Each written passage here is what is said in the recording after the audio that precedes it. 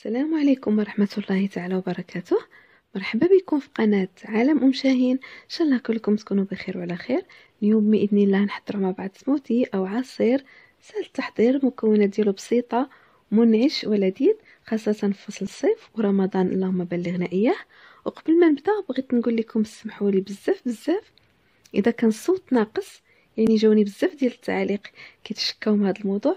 نوعدكم ان شاء الله انني نحل هذا المشكل. وبالنسبه للمقادير نوعدكم ايضا انني نكتبهم في صندوق الوصف عما قريب. كما كتعرفوا المونتاج كياخذ لي واحد الوقت كتير، وخاصه انني كنحاول نعمل مونتاج اللي يكون زوين، ونتمنى انه يرضيكم. نبداو على بركه الله.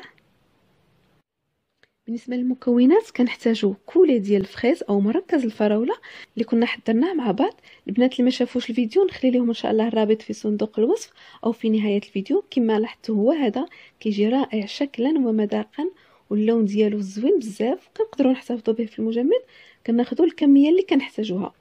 نحتاجوا ايضا ياغورت بنكهه الفخيز او الفاني، وكأس من الحليب. طبعا الكميه كتبقى على حساب عدد افراد العائله. كنوضعوا المكونات كلها في الخلاط الكهربائي. هنا الا ما كانش متوفر عندكم هذا المركز ديال الفخيز، ممكن انكم توضعوا الفخيز الفراوله عادي، وفي هذه الحاله ضروري تضيفوا السكر سنيده.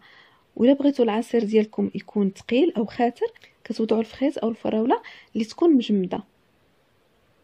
انا هنا بالنسبه لي ما ضفتش سكر سنيده، يعني السكر اللي كاين في هذا الكولي كان كافي. كنطحنوا هذه المكونات كلها، كنصبوا الخليط ديالنا في كؤوس التقديم. وطبعا التزيين كيبقى على حسب الذوق ديال كل واحد. انا زينت بالكريمه وبكولي ديال الفراوله كما كتلاحظوا كيجي زوين في التزيين، وبعض قطع الشوكولا. نتمنى ان هذا الفيديو يكون نال الاعجاب ديالكم. وكما كنقول لكم دائما، الا عجبتكم القناه ما تبخلوش عليا بالاشتراكات ديالكم والتعاليق واللايكات، وبارطاجيو مع الاصدقاء لتكبر القناه وتعم الفائده. الى فيديو قادم ان شاء الله، خليتكم على خير.